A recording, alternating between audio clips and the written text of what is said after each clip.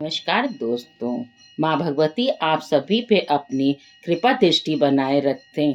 आज श्री दुर्गा सप्तशती पाठ का दूसरा अध्याय पढ़ने जा रहे हैं। इस पाठ के पढ़ने से ही हमारे सारे जो भी दुसाध्य रोग होते हैं वो शांत हो जाते हैं, भय में निवारण मिलता है हम लोगों को और त्रिविध उत्पात से रक्षा होती है। जो भी हमारे ऊपर विपत्तियां आ रही हैं वो दूर होती हैं और धन की जो कमी होती है वो धन लक्ष्मी में हमें वृद्धि मिलती है। मोक्ष की प्राप्ति सुगमता से मिलती है। तो आइए आज द्वितीय अध्याय का माता रानी का नाम लेकर श्रवण करते हैं। देवताओं के तेज से देवी की उत्पत्ति और महिषासुर सैन्य का विनाश। आज हाथ में जल लेकर ओम मध्यम चरित्र से आरंभ कर मध्यम चरित्र जपे विनियोग पर पर्यत विनियोग वाक्य पढ़कर भूमि पर जल गिरा दें। इस मध्यम चरित्र के विष्णु भगवान, ऋषि महालक्ष्मी, देवता उश्रेक, छंद, शाकंभरी शक्ति, दुर्गा बीज, वायु तत्व और यजुर्वेद स्वरूप माना गया है। श्री महालक्ष्मी की प्रसन्नता के निमित्त मध्यम चरित्र के पाठ में इसका विनियोग वर्णित है। मैं कमल आसन पर आसीन प्रसन्न वंदना महिषासुर मर्दिनी भगवती महालक्ष्मी का ध्यान करती हूँ, जिनके हाथ में रुद्राक्ष की माला, फरसा, गदा, बाण, वज्र, पद्म, धनुष, कुंडिका, दंड, शक्ति, खड्ग, ढाल, शंख, घंटा, सुरापात्र, शूल, पाश और चक्र सुशोभित है। ऋषि ने कहा कि प्राचीन काल में देवताओं और दानवों में 100 वर्ष तक तुमुल युद्ध हुआ था। इस युद्ध में दानों का स्वामी महिषासुर तथा देवताओं के अधिपति इंद्रदेव थे। उस भीषण युद्ध में देवताओं की सेना महाबलवान दैत्यों के आगे टिक गई थी न सकी थी और समस्त देवताओं पर विजय लाभ कर दैत्यराज महिषासुर ने इंद्र के सिंहासन पर अपना आधिपत्य जमा लिया। तदंतर हारे हुए सभी देवगण सृष्टिकर्ता ब्रह्मा जी को अगवा बनाकर उस स्थान पर गए जहां भगवान शिव तथा भगवान विष्णु विराजमान थे। वहां जाकर देवताओं ने महिषासुर के शौर्य तथा अपनी पराजय का आद्योपर वर्णन किया। देवताओं ने कहा, भगवान महाबली महिषासुर सूर्य, चंद्र, अग्नि, वायु, इंद्र, यम, वरुण तथा अमान्य देवताओं के अधिकार हस्तगत करके स्वयं ही सब देवों का स्वामी बन गया है। उस विधर्मी महिषासुर ने सभी देवों को उनके स्थान संवर्ग से च्युत कर दिया है। अब वे निष्कासित देव भूतल पर मनुष्यों के समान भटक रहे हैं। असुरों की यह सारी घटना हमने आप लोगों के सम्मुख निवेदित कर दी है। अब हम देवगण आपके शरणा पर हुए हैं। आप विचार करके उस दानव के वध का कोई उपाय बतलाइए। देवताओं के मुख से ऐसी बात सुनकर भगवान विष्णु और शिव जी दैत्यों पर बहुत ही कुपित हुए। इस कांड से उन देवाधिदेव कोई भौवें चढ़ गईं और मुंह टेढ़ा हो गया। तदंतर अत्यंत क्रोधित चक्रपाणी विष्णु भगवान के मुख से एक महान तेज का आविर्भाव हुआ, पर ब्रह्मा और शंकर के शरीर से भी वैसा ही तेज निकला। इसी प्रकार इंद्रादि अन्य देवों के शरीर से भी उसी प्रकार का तेज पुंज उत्पन्न हुआ। निकलने के बाद ही वे सभी तेज पुंज परस्पर मिलकर एक हो गए। यह महान तेज पुंज ज्वलंत पर्वत के सदृश जान पड़ने लगा। देवताओं ने देखा कि उसकी ज्वालाएं समस्त दिगंतों से व्याप्त हो रही हैं। समस्त देवों के शरीर से प्रादुर्भूत वह तेज पुंज अतुलनीय था। उस तेज पुंज के एक साथ मिलित होने से वह नारी के रूप में परिवर्तित हो गया और अपने प्रकाश से प्रकाशित होकर त्रिलोक में छा गया। भगवान शिव के शरीर से निकले हुए तेज से महामाया देवी का मुख प्रकट हुआ। यमराज के तेज से देवी के सिर के केस निकले। भगवान विष्णु के तेज से उनकी भुजाओं का निर्माण हुआ। चंद्रमा के तेज से स्तनद्वय, इंद्र के तेज से कटिभाग, वरुण के तेज से जांग तथा पैर की पिंडली और पृथ्वी के तेज से नितंब की उत्पत्ति हुई। ब्रह्मा के तेज से दोनों पैर तथा सूर्य के तेज से उंगलियां उत्पन्न हुई। अष्ट वसुओं के तेज से हाथों की उंगलियां और कुबेर के तेज से नासिका निर्माण हुआ। प्रजापति के तेज से दंतावली और तथा अग्नि के तेज से 3 नेत्रों का प्रादुर्भाव हुआ। संध्या के तेज से भ्रुकुटी वायु के तेज से कान उत्पन्न हुए। इसी प्रकार अन्य सभी देवों के मिलित तेज से देवी की उत्पत्ति हुई।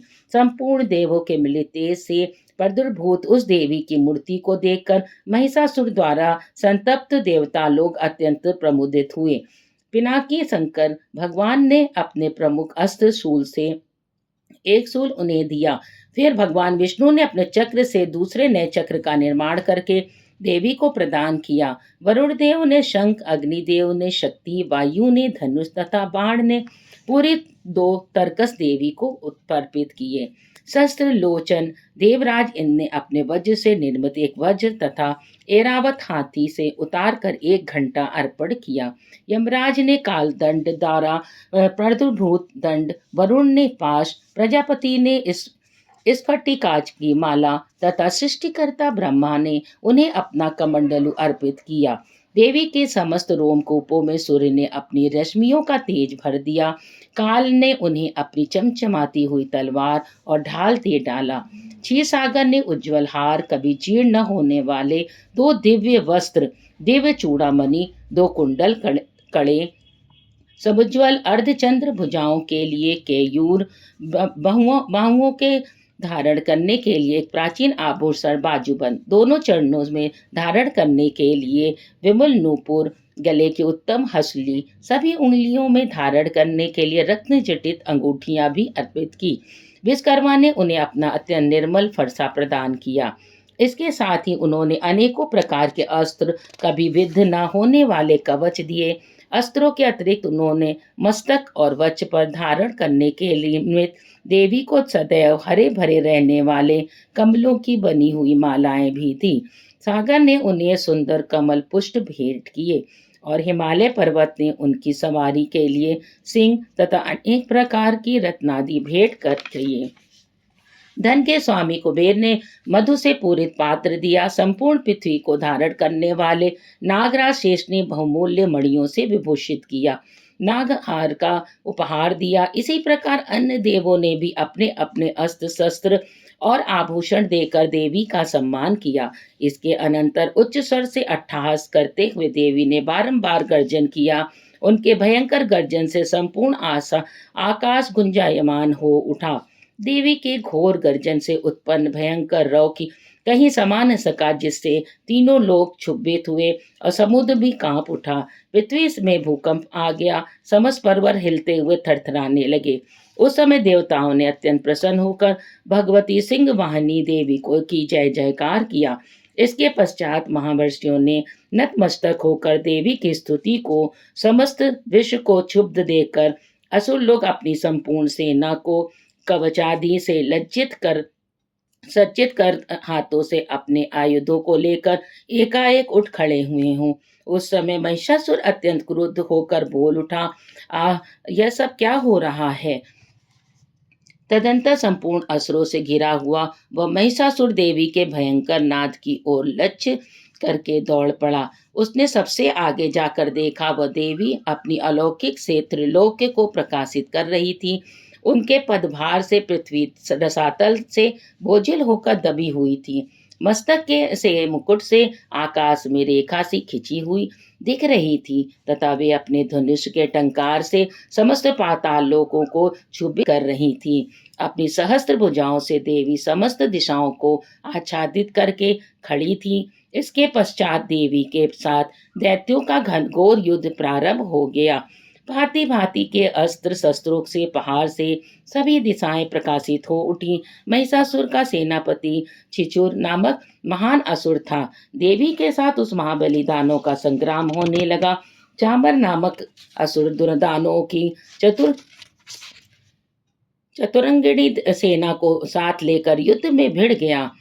60,000 रथियों को अपने साथ लेकर उद्रग्र महाबली दानव भी युद्ध में आ पहुंचे। 1 करोड़ सेना लेकर महामनु नामक असुर ने युद्ध में भाग लिया। असलोमा नामक महादानव 500 रथियों के साथ युद्ध स्थल में आ पहुंचा। उस रणभूमि में वाशकल नामक दैत्य अपने साथ 60 लाख सेना लेकर लड़ने लगा। परिवारित नामक असुर हाथी परिवार सवार, घुड़सवार आदि की टोलियों के साथ 1 करोड़ की विशाल सेना के साथ युद्ध भूमि में आया। उतर आया बिड़ाल नामक दैत्य 5 अरब रथियों के साथ लड़ने लगा। इसके अतिरिक्त और भी शस्त्रों, महादैत्य, रथ, हाथी और घुड़सवारों की सेना की सहायता से युद्ध करने में लग गया। उस रण स्थल में कोटि कोटि सहस्र रथ, हाथी और घोड़ों की सेना से घिरा हुआ स्वयं महिषासुर उपस्थित था। वे अब अगणित दानव देवी के साथ तोमर, भिदिंतपाल, शक्ति, मूसल, खड्ग, परशु और पटिस नामक अस्त्र शस्त्र का प्रहार करते हुए युद्ध में लगे थे। कुछ एक दैत्यों ने मिलकर देवी पर शक्ति का प्रहार किया, कुछ एक ने अपना पास पास फेंके, कुछ अन्य दैत्यों ने देवी के वध के उद्देश्य उन पर खड्ग का प्रहार किया।